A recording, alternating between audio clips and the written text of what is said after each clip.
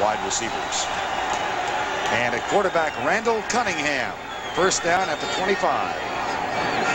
Backs in the eye. Walker is the deep back. He gets the handoff against his former teammates and rips it up the middle to the 34-yard line. Van Waiters made the tackle. Waiters starting in place of Carlos Jenkins today. That is either a 9 or 10-yard gain, depending on the spot. Chris Dolman comes in with 12 quarterback sacks, trails Clyde Simmons in that statistical category. Noga, Thomas, Randall, and Dolman up front.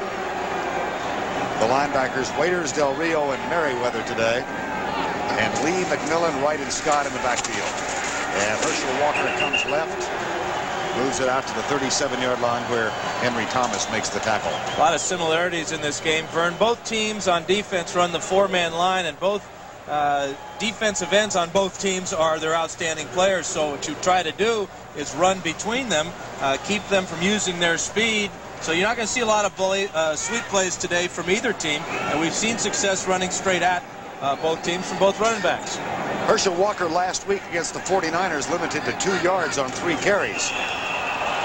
There's motion on the left side. Looked like Mike Shadd misunderstood the count. Ball start before the snap. 73 offense, 5 yards. Still Ron first Heller. down. Not only misunderstood it, he didn't even want to go on 3. He wanted to get off early. Tough to hide, though. Gordon McCarter is the referee, and he identified Heller. It wasn't Heller. It was Mike Shadd. That's why they got names on the back of the jerseys. And big numbers. Yeah, 4 of them.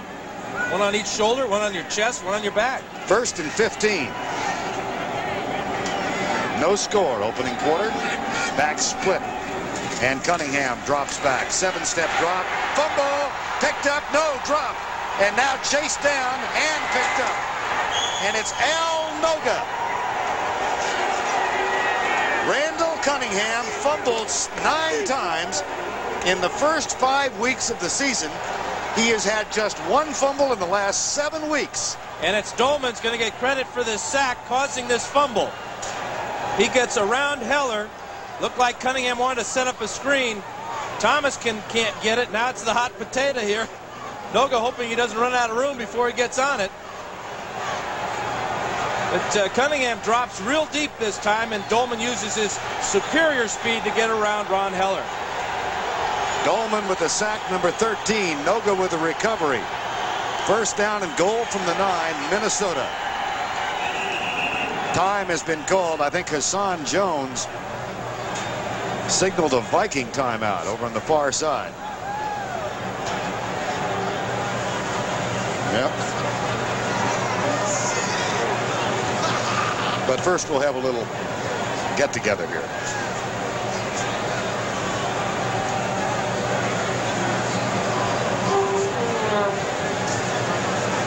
Maybe it was just an official timeout.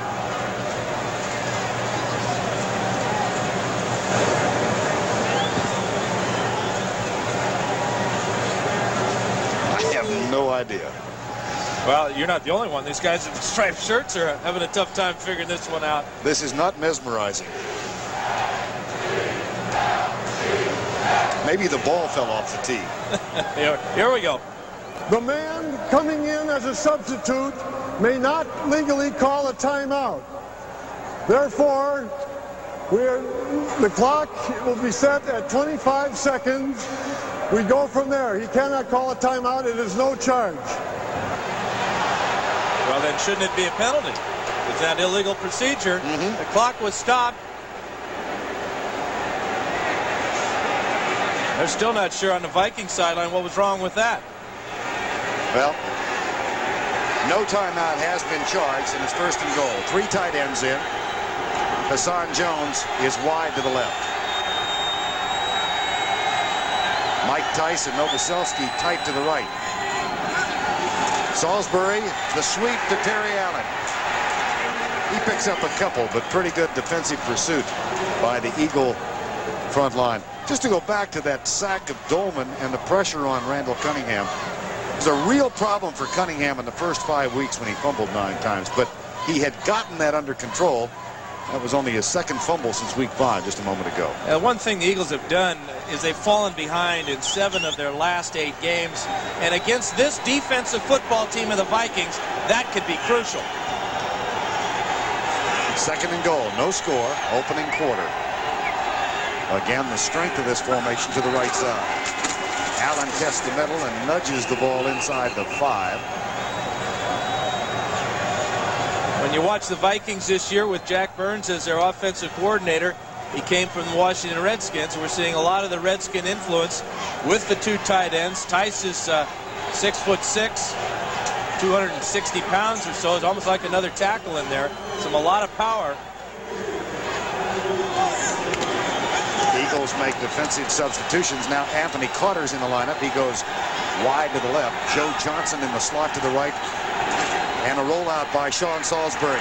He is chased and sacked. Seth Joyner.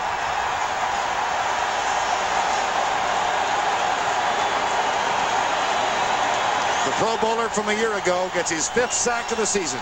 Yeah, he's just got too much speed for Salisbury to get around this corner. Really came out of nowhere. Jordan couldn't find him. And the Eagle defense comes up big again. Seth Joyner, a one-time 9th-round draft pick. And now Reveas will try one from 32 yards. He missed from 42 a moment ago.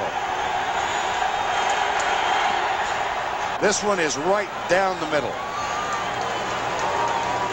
So the Minnesota Vikings, with their 36th takeaway of the season, converted into 3 points. They're on top by a Reveas field goal. 8 minutes and 1 second remaining in the first quarter of play. Chris Goldman's forced fumble of Randall Cunningham led to a 3-point field goal by Reveas. And now Fuad Reveas, he is kicking into the wind. And there is the effect of it. That's a very short kickoff. Seidner at the 15. And Jeff Seidner, who had a 45-yard kickoff return to open the second half last week, gets this one out near the 31-yard line. Tony Dungy, the man in the middle, the defensive coordinator of the Minnesota Vikings, one of the first hires by Dennis Green. That's Jack Burns on the right, the offensive coordinator. They have played superbly under Dungy. These numbers all lead the NFL, and they're already adding to them. That sack by Dolman moves him to within 1 on career forced fumbles, Alan Page's record of 28. 1st and 10 Eagles, backs in the eye. Herschel Walker is stuffed. Herschel, who got off to such a quick start with the Eagles, had back-to-back 100-yard games in weeks 1 and 2. And he already has, in this first quarter, 3 rushes, which is as many as he had all last week against the 49ers. Kotite told us we have to get him involved.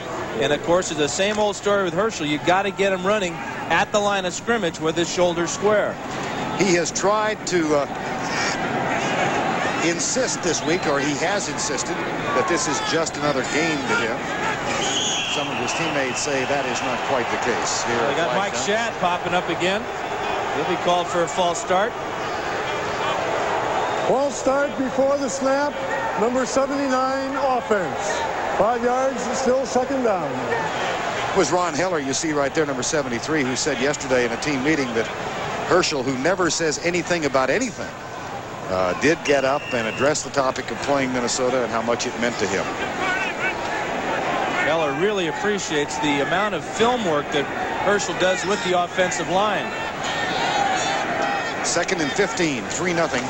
Vikings are on top.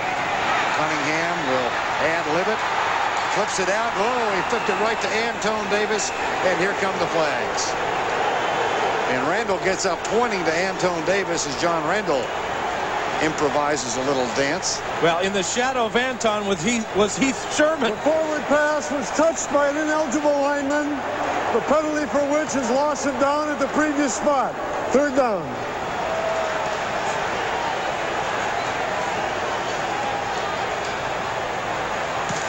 You really can't afford to take more than your 3 seconds to get this pass off.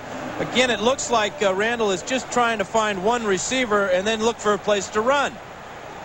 Randall gets in on the sack, John Randall that is, And there's Heath Sherman, who was hiding behind big Antone Davis. Yeah, he was in the considerable shadow of Antone Davis.